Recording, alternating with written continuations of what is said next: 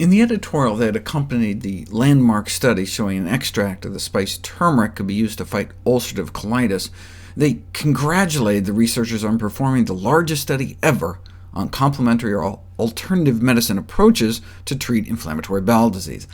But that's not saying much. Two of the only other high-quality trials tried aloe vera gel and wheatgrass juice.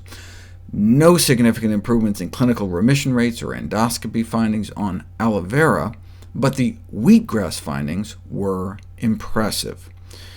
Wheatgrass juice in the treatment of active distal ulcerative colitis. The use of wheatgrass juice for treatment of various gastrointestinal or other conditions has been suggested by wheatgrass proponents for more than 30 years, but was never clinically assessed in a controlled trial until this study.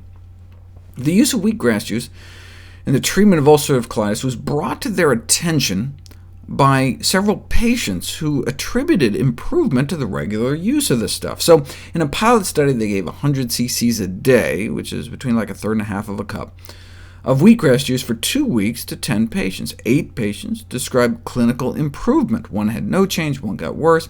Why had I never heard of that study? Because it was never published. They thought they were really onto something, so they wanted to do it right. So this randomized, double-blind, placebo-controlled trial was designed to examine the effects of wheatgrass juice in patients with active lower colon ulcerative colitis.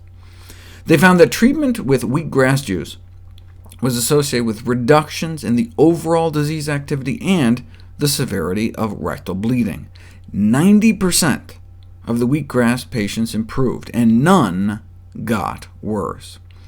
They conclude that wheatgrass juice appeared effective and safe as a single or added treatment of active lower ulcerative colitis. No answer is available at present as to the site of wheatgrass juice action. Does the active substance get absorbed into the body and have some kind of general anti-inflammatory effect, or does it act locally right in the colon? How would you figure that out? Well, you could always juice in the opposite direction. A study like this raises so many questions. How would wheatgrass juice do head-to-head against other treatments? Does it have any role in preventing attacks, or only when you already have one? Should we be giving it to people with Crohn's disease too? What's the best dose? It's been over 10 years since the publication of this study, yet nothing since. How sad.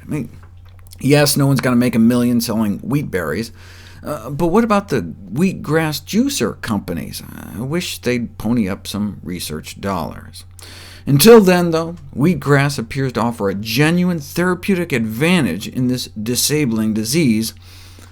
That is, if you can stand the taste.